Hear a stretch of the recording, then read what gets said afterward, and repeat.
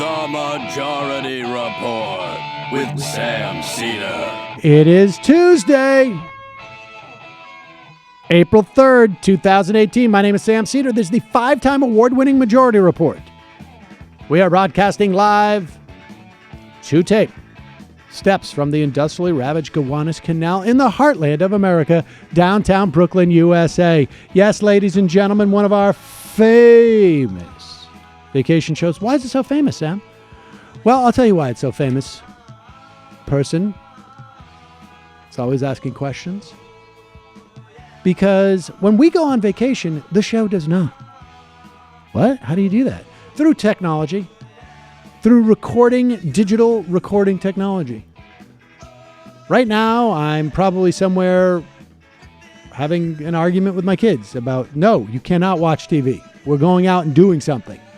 What are we doing? We'll go to the zoo. We'll go to the park. Do your homework. I don't care if you don't have any. Just do it. Get ahead. But you get to hear a brand new interview. This one is going to be with Brian Alexander. He is a journalist who returned to his home of Lancaster, Ohio. Lancaster, Ohio. Not Lancaster. Ohio. And wrote about, chronicled the decline of this city in the book Glass House, the 1% Economy, and the Shattering of the All-American Town. Now, some features of this All-American Town, very All-American, also considered one of the whitest towns. I think they referred to themselves as one of the whitest cities, towns in the country. But it is, it's a fascinating look into how the way, I mean, to a certain extent, our municipalities were set up around companies, right? And largely, this story is told in a various different ways. But the financialization of our economy destroyed a lot of things. There were other challenges, but the financialization of our economy is what really has created serious problems within communities around the country, I believe. We pre-recorded this right around the time that Toys R Us announced their bankruptcy, and their story is not terribly dissimilar to the story that is told by Brian Alexander about the Anchor Hawking, which is a glass company in Lancaster, Ohio. So very interesting. And then, of course, we have a Matt's Pick.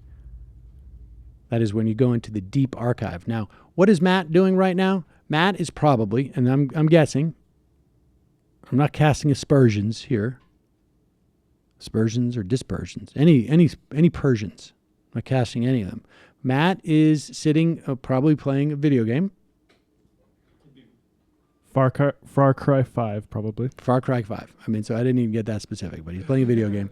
And here's the thing. I'll set the scene for you. You ready? Matt's sitting there. He's playing his video game. And if you look up and look at the window, he's got a sheet. There's a sheet over the window, right? 2 nails or 3 nails. Thumbtacks. Okay, of course. Thumbtacks. And that's what's going on there. Now, if you decide, you look around your apartment or your home, you say, you know what, maybe it's time for me to get rid of the sheets. You start thinking, like, what would I put there instead? Well, window treatments is one of those soulless adulting terms for something necessary but boring, right? Your blinds, you don't even think about them unless they break, or you move, or you look up and you say, hey, I'm an adult. Maybe I shouldn't have sheets hanging on my windows. Maybe I want to see the sun when it's actually shining. Well, with some people, not everybody in this office. But when they're right, everything in your house looks better. When they're wrong, everything in your home looks like garbage.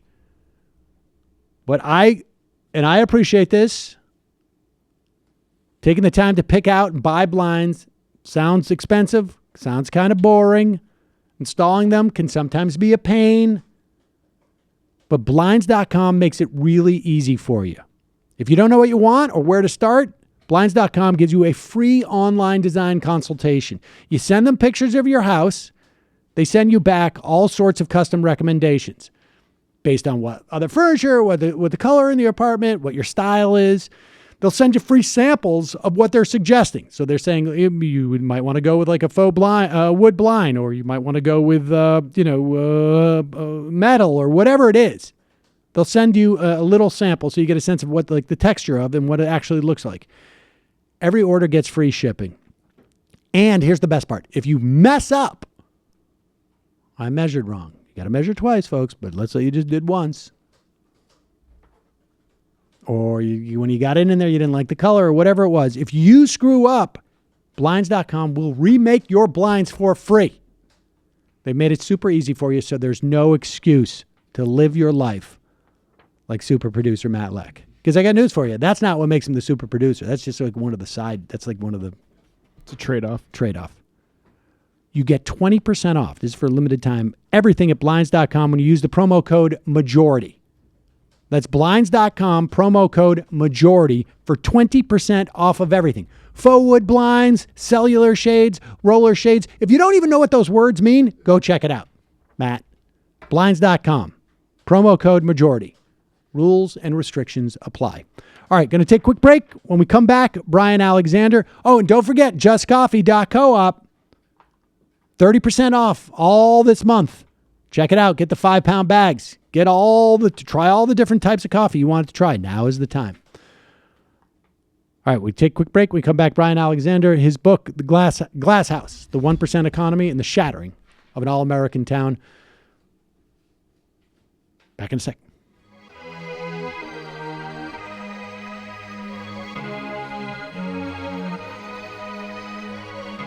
We are back. Sam Seder on the Majority Report on the phone. It's a pleasure to welcome to the program journalist Brian Alexander. His latest book, Glass House, The 1% Economy and the Shattering of the All-American Town, is about his town where you grew up and were raised, Lancaster, Ohio. Tell us about Lancaster, Brian. Well, Sam, Lancaster's been around for a long time, and it was a pioneer town when people started to move from east to west. It was a farming community, and then in the late 1800s, they discovered lots of natural gas there. In fact, they had so much natural gas that they would just flare it off for entertainment. In fact, it was the site of the very first nighttime harness racing.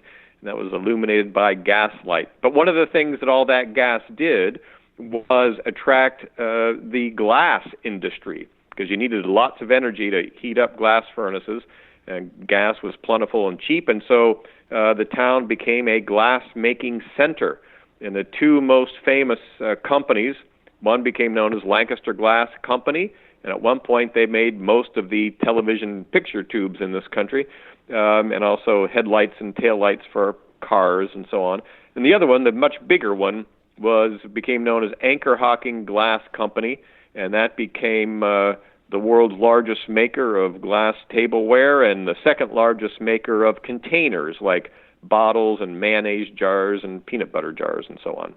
And glass making, just I guess incidentally, has some measure of protection from offshoring on some level, right? Because of like transportation issues and.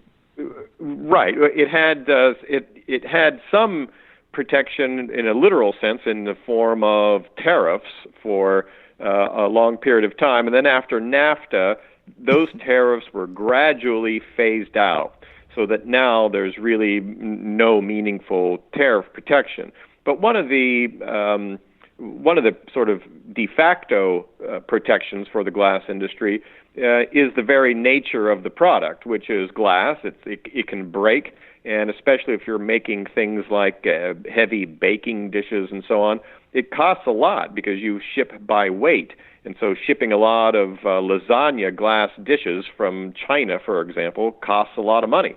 So there's a little bit of protection woven into the nature of the glass industry. Okay, so so this story of, I mean, talk about the relationship a little bit of Anchor Hawking to the town. How big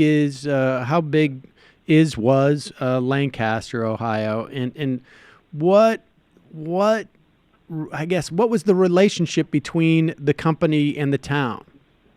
Well, when I was growing up there, this would have been the 60s and 70s, Lancaster was roughly about 28,000 people, and at its height, Anchor Hawking employed about 5,500 Wow. people in town.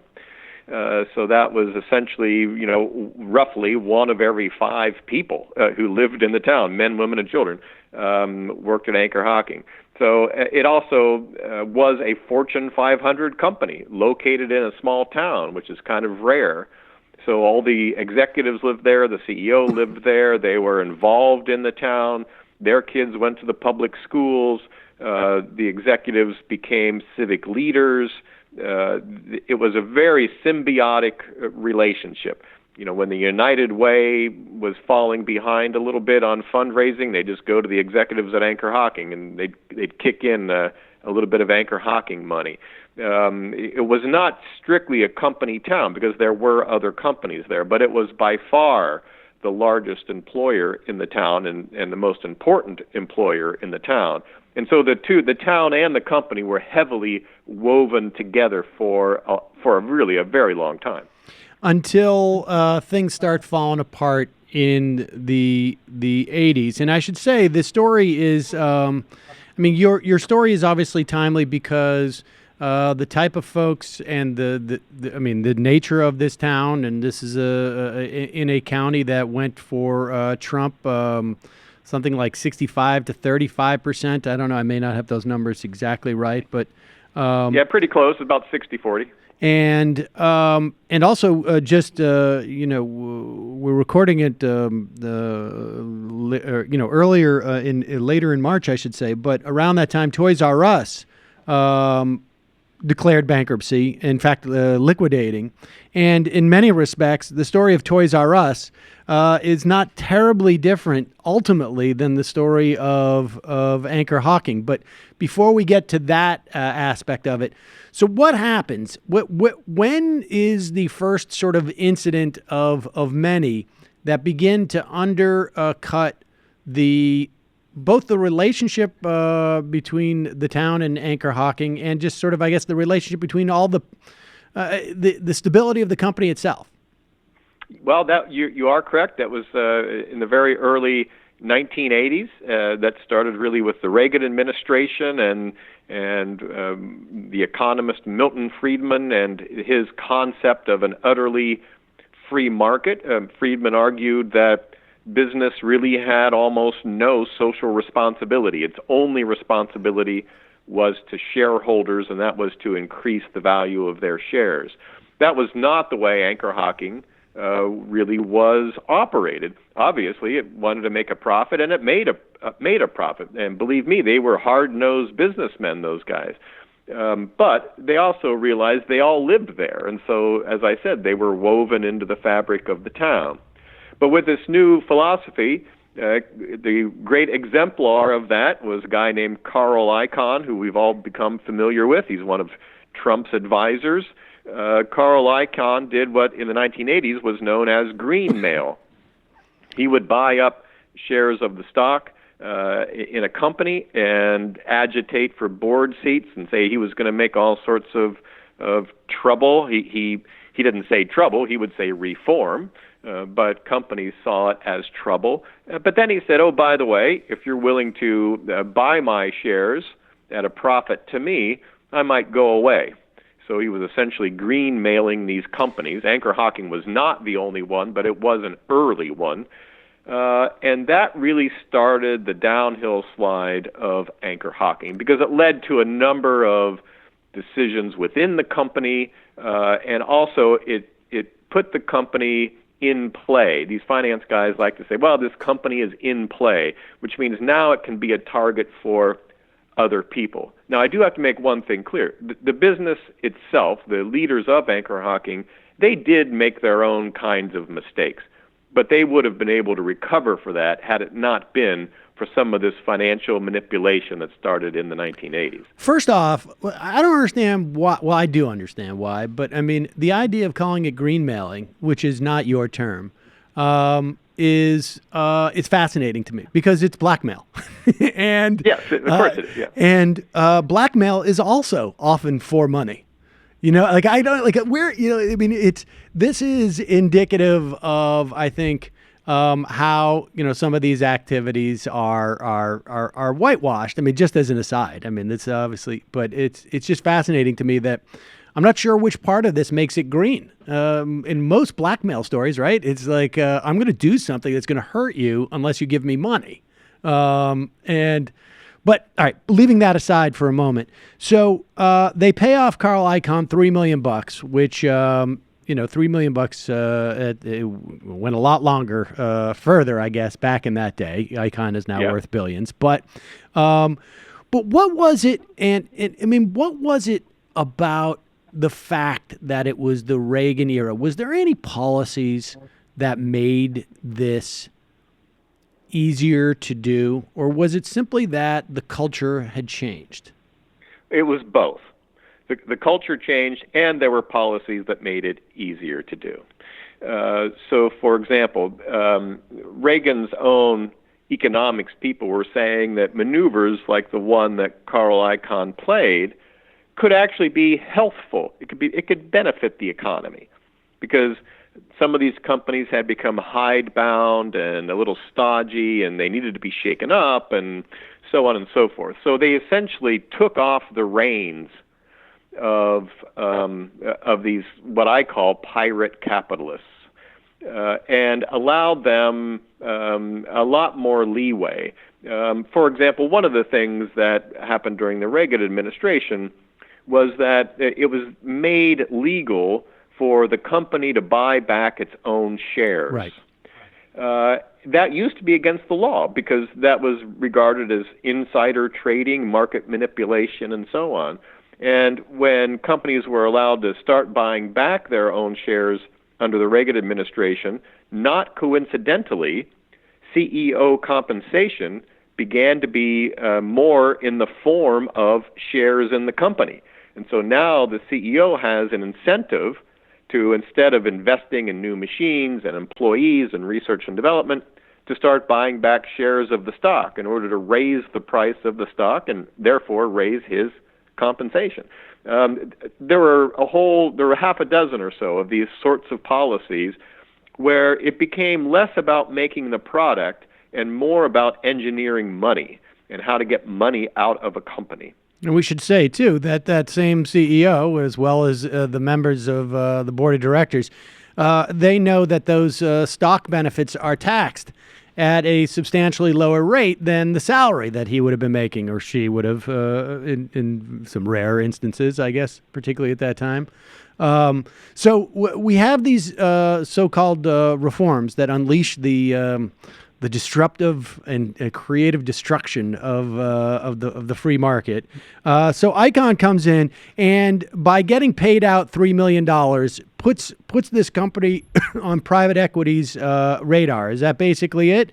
And so, but yeah, the first one was a company called Newell Corporation. It was later known as Newell Rubbermaid, and now it's back to just Newell. And they. One of the things that Icahn did was scare the bejesus out of the company. And the company decided, in its wisdom, really the CEO at the time, a guy named Ray Topper, decided that the thing that Carl Icahn was criticizing the most was the container division, all those peanut butter jars and baby food jars and all that sort of thing, because that's a low-margin business. That business was, in fact, profitable for Anchor Hocking, but it wasn't hugely profitable. And so the CEO decided he was going to spin that off. He was going to sell it off, and he did. He sold it off at bargain basement prices to a very early private equity outfit. By the way, private equity is just another name for leveraged buyout artists, people who use a lot of debt to buy a company. So they did, and what that did was cut the company in half. and made it a much juicier, easy target for anybody coming down the road. And the first people coming down the road was the Newell Corporation, and they ended up buying Anchor Hocking in a hostile takeover and immediately firing all those executives and middle managers and office people who were so important to the town. Okay, so in terms of Newell, were they engaging in a leverage buyout as well? They did engage in a leveraged buyout. It was not a private equity buyout. It was its own company, but they used a lot of debt, and they actually got some of that debt from a sketchy Arizona savings and loan. If people old enough might recall the savings and loan debacle of the late 1980s, this was one of those savings and loans, and in fact, the guy who ran that savings and loan ended up pleading guilty to felonies, although he later wound up right back on the Newell board. But he supplied a lot of the money that Newell used for its takeover spree, not only of Anchor Hocking, but of other companies. I guess we will get to a more of a leverage buyout when we talk about Cerberus. But Cerberus Capital, yep. All right, but let's stay with Newell for a moment. So they come in, and their idea is that we're going to streamline this business by basically bringing all of our executives out of the town and into Columbus. Is that, I mean, did you have a sense that there was an agenda there beyond just sort of streamlining? Was there even, how much did they debate and sort of conscious were they of what it was going to do to the town? Because you're basically, you're taking these people out of you're severing this relationship they have with their civic engagement. That's exactly right. I think it was a very deliberate strategy. They wanted to save a lot of money. They figured, we've got our own executives. We don't need Anchor Hocking executives. So they fired, it was over 300 people who worked in offices there in Lancaster. So, and they moved those jobs to Illinois. It wasn't even Columbus. They all just became executives in Illinois, and I think there was a plant manager that lived in Lancaster, but other than that, it was pretty much Illinois. And then the person in charge of the Anchor division, he did live in Columbus, but they would rotate that person in and out. So he was just on his way up the Newell corporate ladder. He was only going to be at Anchor Hocking for a year or two, and that's why you had about 4 or 5 different heads of the Anchor Hocking division under Newell's ownership. They were just there to mark their ticket onto their next job within the Newell organization.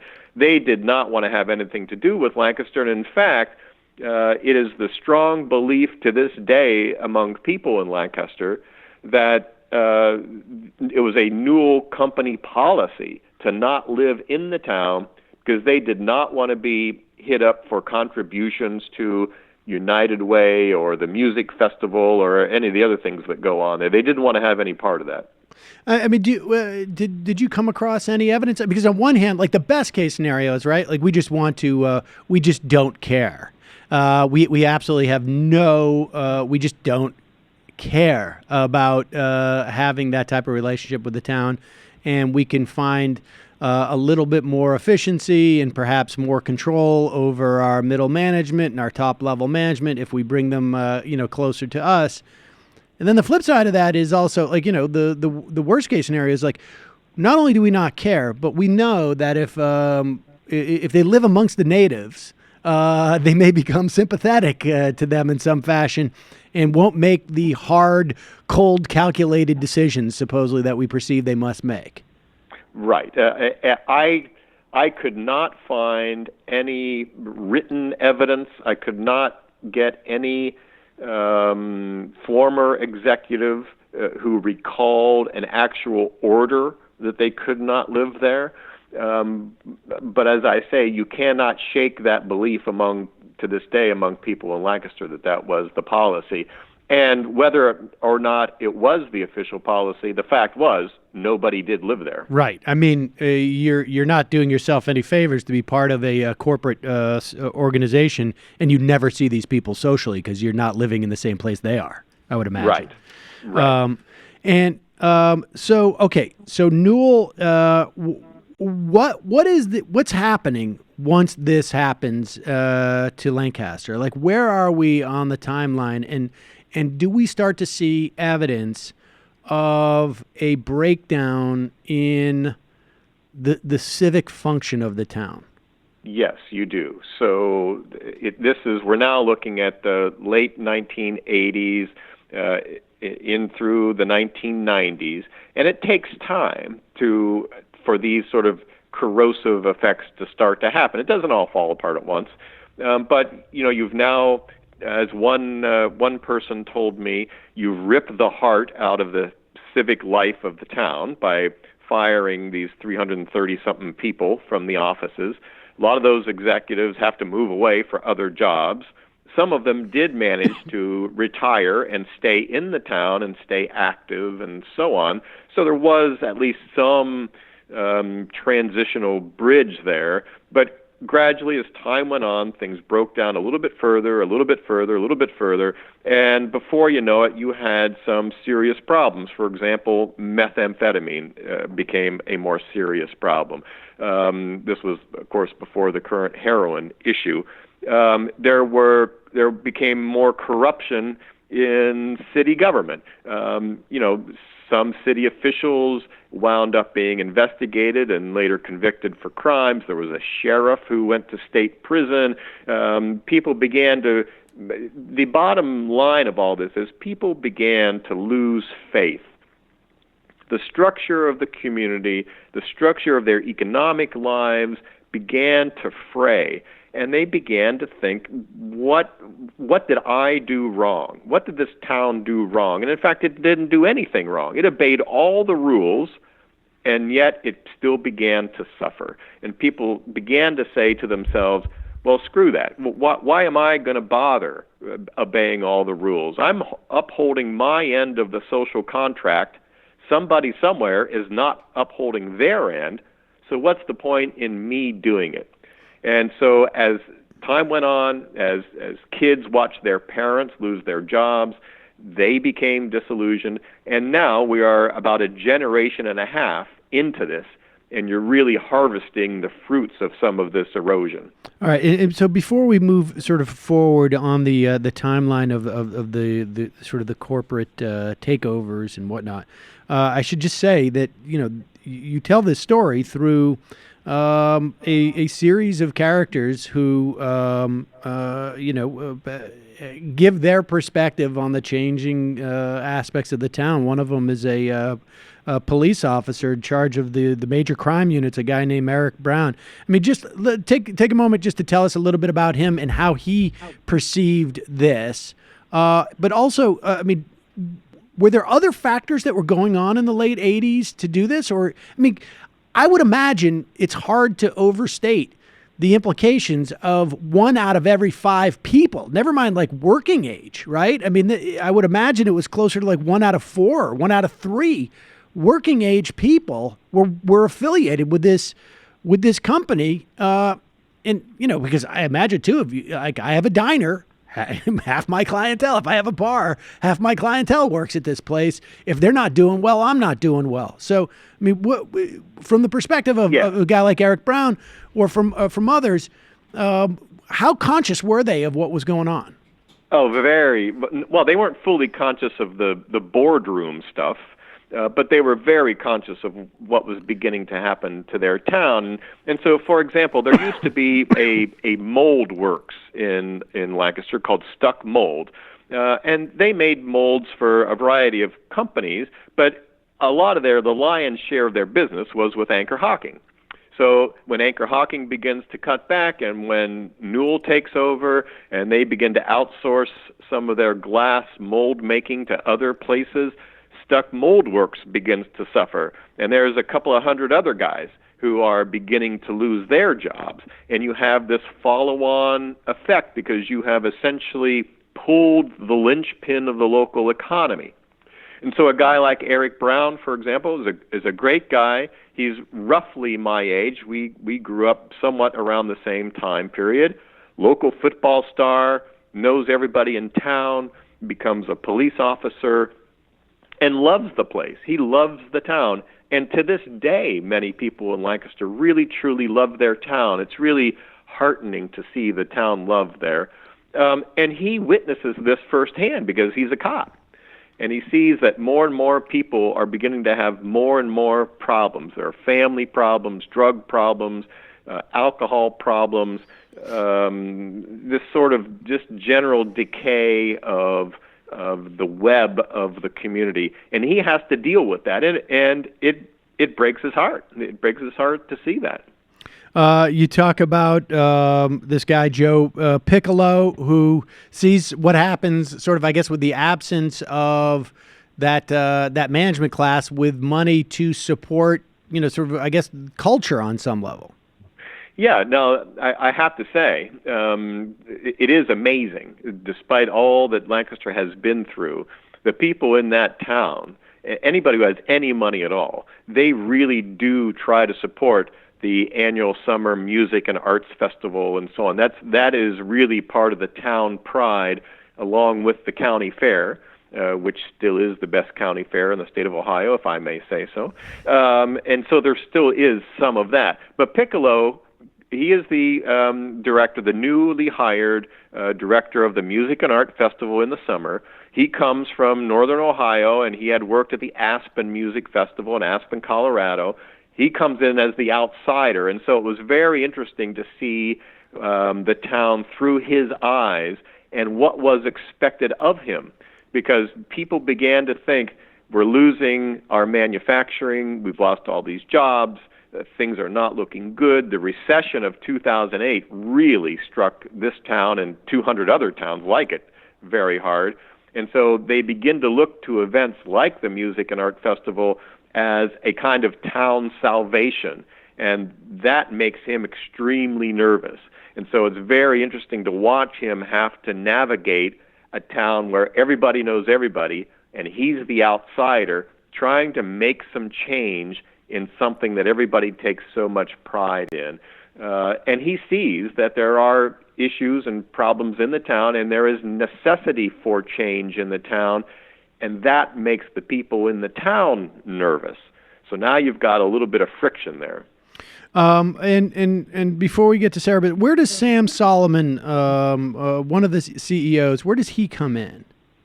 So Sam Solomon is hired by the last private equity owners of Anchor Hockey. Okay, before we get to, that's Monomy, right? Yeah. Before we get to Monomy, let's go to Cerberus. So what do they do? And this is, I recognize these guys as the owners of, and I can't remember exactly which make of weapon it was used in the Sandy Hook shooting in Newtown, in Remington, and my understanding is that the CEO of Cerberus's dad lived in that community, and that's how they decided to divest themselves of that. Is that his father couldn't walk around Sandy Hook anymore with all his neighbors.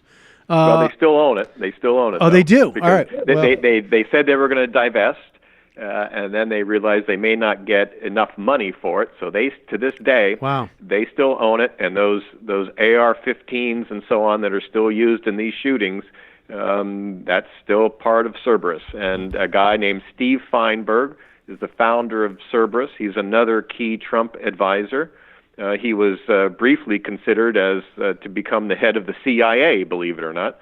And so what they do is they buy Anchor Hawking from Newell after Newell ran into trouble by overextending itself, and they do what's called the leverage buyout. In other words, they put a little bit of their own money that they have collected from investors, they put a little bit of that money into the purchase, and then they borrow the rest. But that debt is not Cerberus's debt. That debt is Anchor Hawking's debt.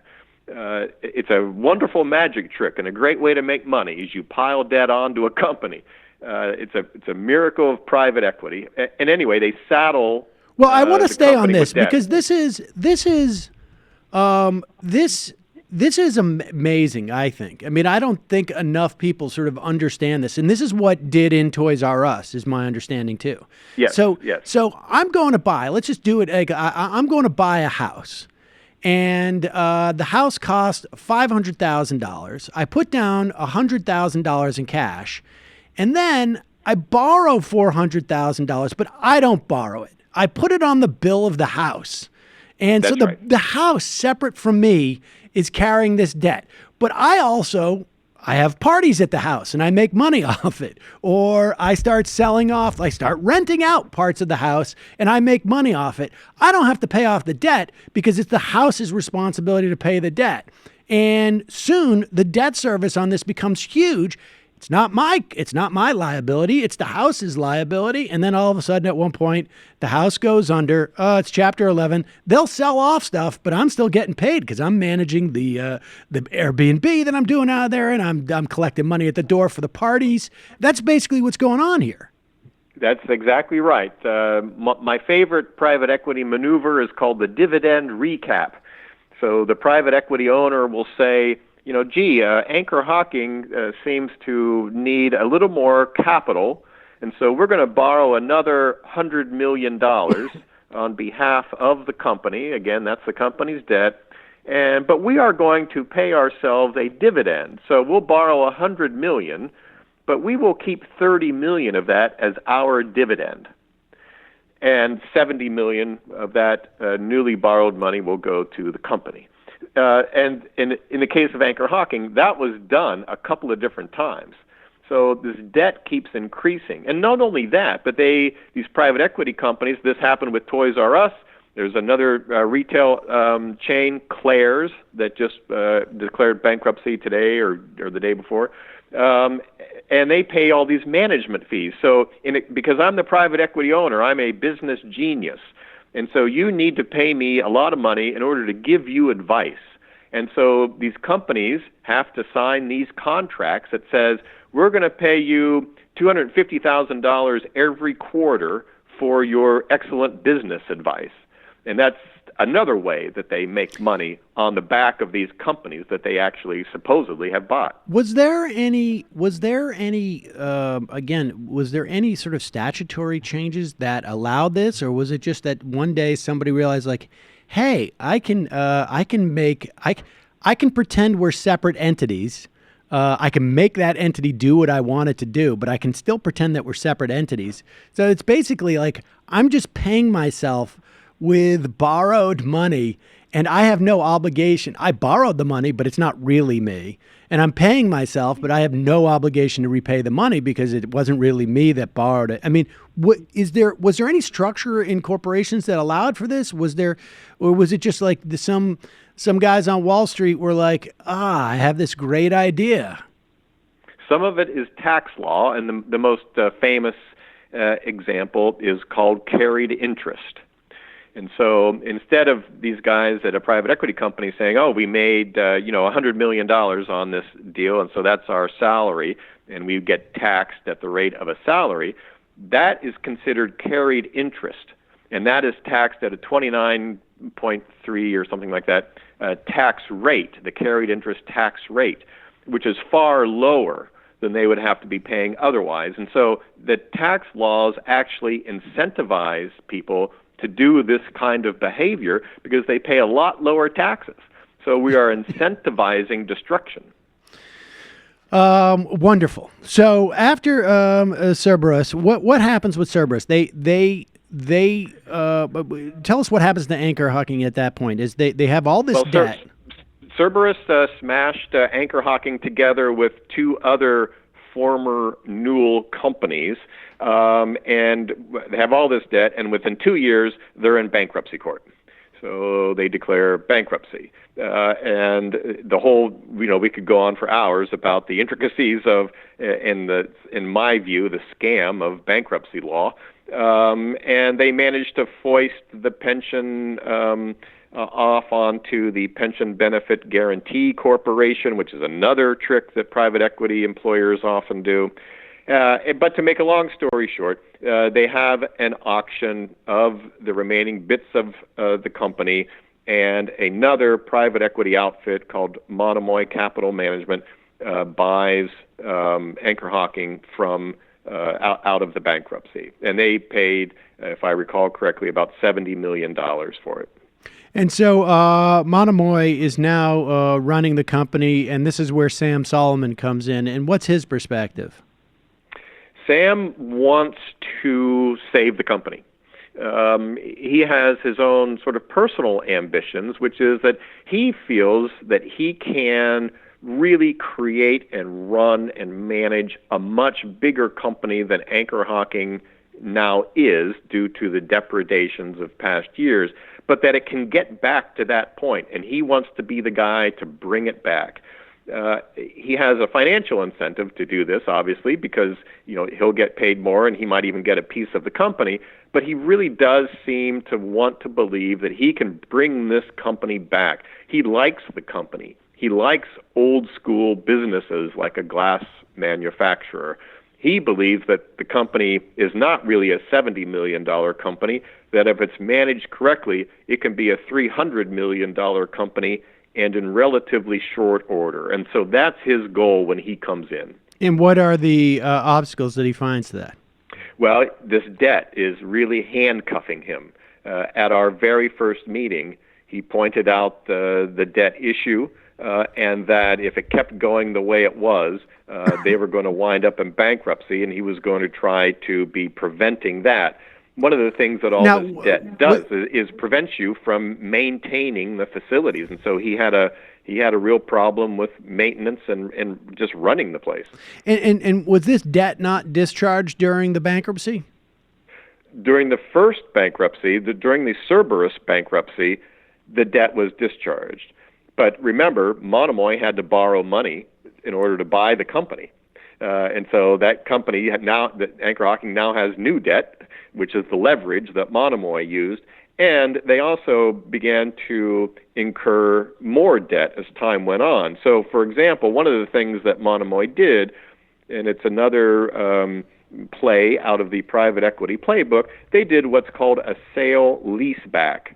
So Anchor Hocking owned outright its own distribution center, and it had owned that since the 1960s. That's all their stuff was shipped out of there. Well, Monomoy sold the distribution center to what's called a vulture real estate outfit, and then leased that back. So they now had to pay $2.5 million a year to lease what they owned outright, and it cost them nothing before. So that's another $2.5 million obligation that they have to do.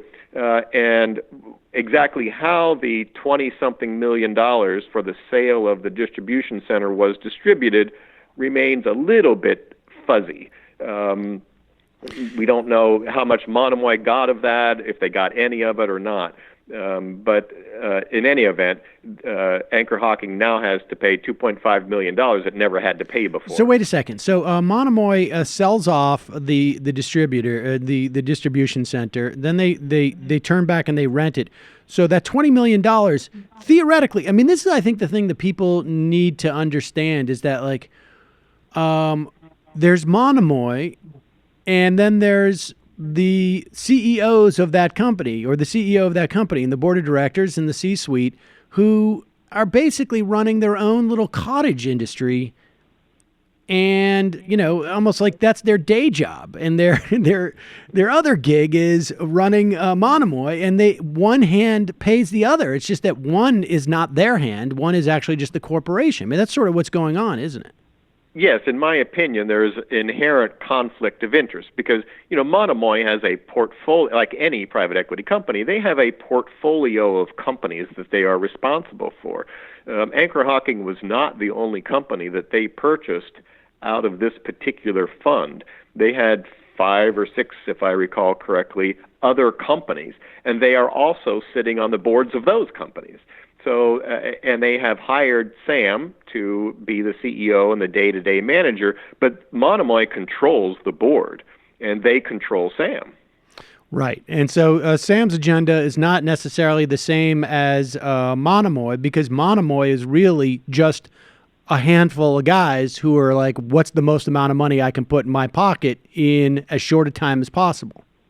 That's the way it looked to me. Now, I do have to say, just so that your listeners are clued in, I mean, from the private equity industry would tell you, look, it's not for us.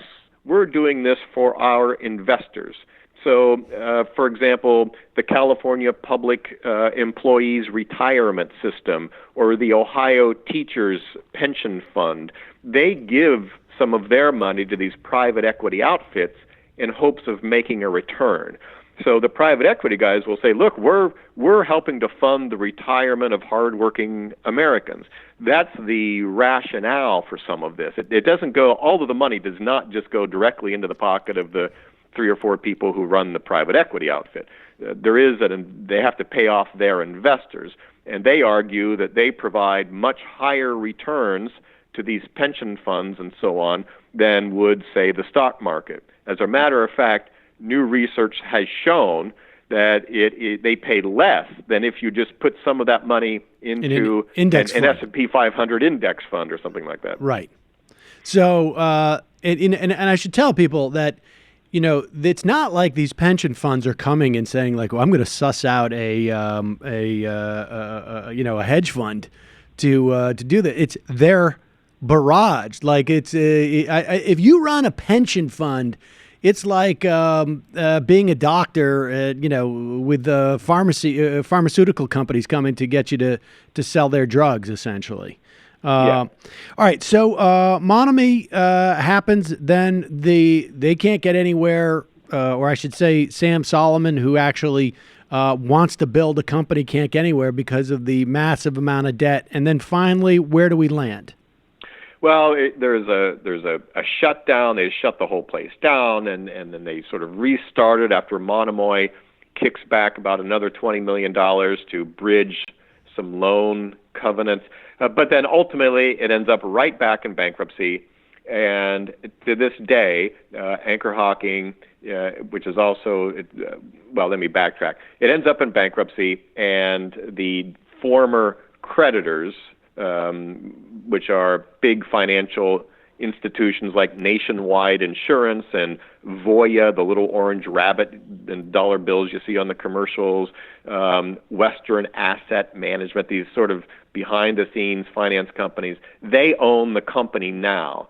It is now called Oneida Group because it is the creation of Monomoy. They joined Oneida Silverware company with Anchor Hawking. So the whole place is now called Oneida Group. And ultimately, they will sell the company. These Nationwide Insurance and Voya and the others are not in the glass business. They're in the money business. They don't want to really own a company. And so they're hoping that through some good management and so on, the company will come back and they'll be able to sell it at a profit in the long run. And how many people work there today? Well, in Lancaster, there is roughly 750 or so people. One of the things that the new management did was they laid off almost all the customer service people and brought in this Indian company called Infosys, and made those people the employees of Infosys. So those employees now don't work for the company anymore, they work for Infosys. And so they're the ones handling some of those calls, but they also outsourced customer service to Costa Rica. And so some of those calls now go to Costa Rica. The headquarters moved from Lancaster to Columbus into a nice office building in Columbus. And so the ultimate goal, I guess, is to spruce up this company, get it to be at least somewhat profitable again, and then sell it to somebody. And who knows what that future is. But it is interesting that from 5,500 people, Anchor Hawking is now down to about 750 or so people. And is it Brian Gossett, the guy who works there, who talks about, or was it? I'm sorry, my notes. Well, Brian did. He was a young man who worked there and ultimately became disillusioned with working there, and he went to work for a shoe warehouse, fulfilling orders from a warehouse.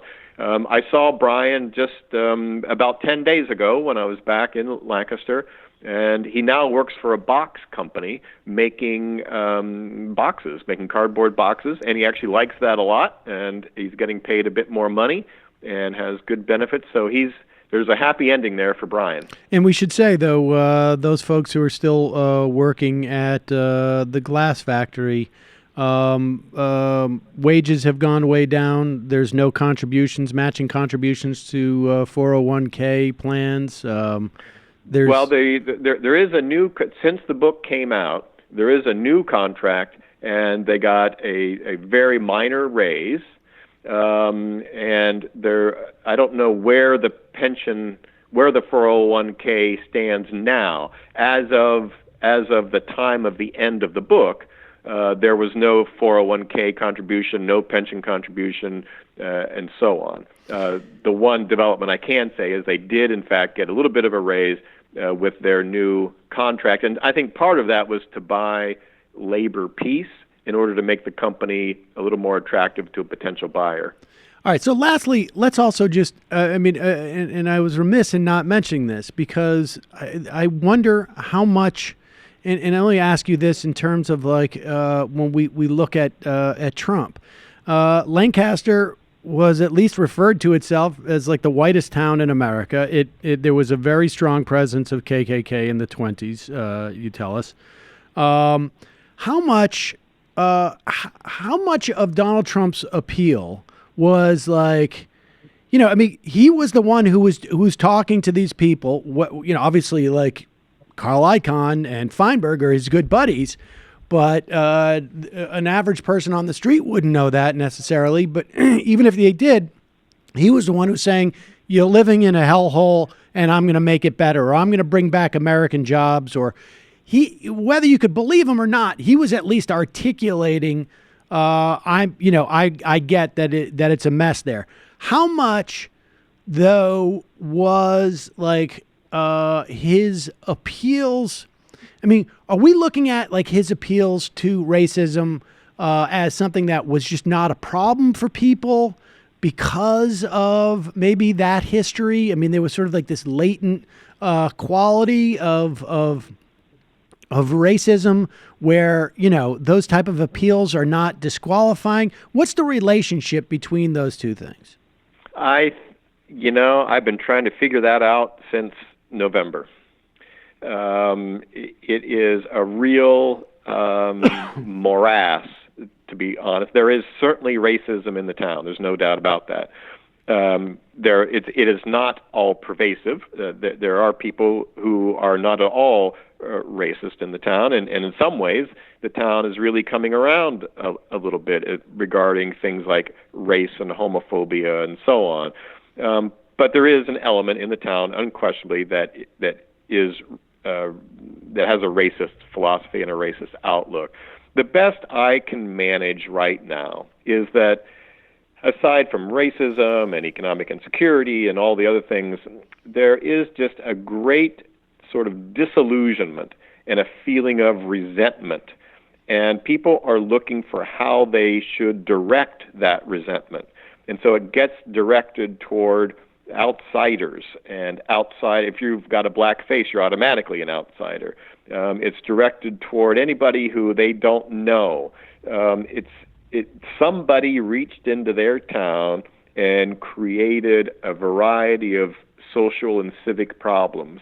And I don't think that people in the town necessarily have been able to disentangle who did what when. It's just a generalized resentment that life was good and now life is not as good. And we have all these problems, like a massive heroin problem, for example. And how did that stuff happen? It's a real knot. I would not attribute it all to racism. Racism is one factor that propelled Trump. Trump's simplistic notion of "I'm just going to make America great again," that helped. The idea that jobs went overseas. The Clinton administration has a little bit to answer for here too. Everybody said ultimately NAFTA is going to be good for you. NAFTA is going to be good for you, and if there's any job losses, there's going to be this great retraining and so on. Well, it didn't work for people in Lancaster, Ohio, or a lot of other places. So that mattered also. I guess there is just an overwhelming feeling that something went deeply wrong, and I didn't do it. I was obeying the rules. and people are not obeying the rules, and they seem to be getting ahead with government benefits and so on and so forth. And people, that just grates the hell out of people. Right. Well, I guess everybody needs a narrative, and Trump was the only one who showed up and delivered one as I guess. As twisted as it was, and in certain areas, this type of racism doesn't move people, which in itself I think is probably also racist. But it is a fascinating look, and I can't encourage people to read it enough. Brian Alexander, the book is Glass House, The 1% Economy and the Shattering of the All-American Town. Thanks so much for your time today. I really appreciate it. Sam, thank you very much for the opportunity.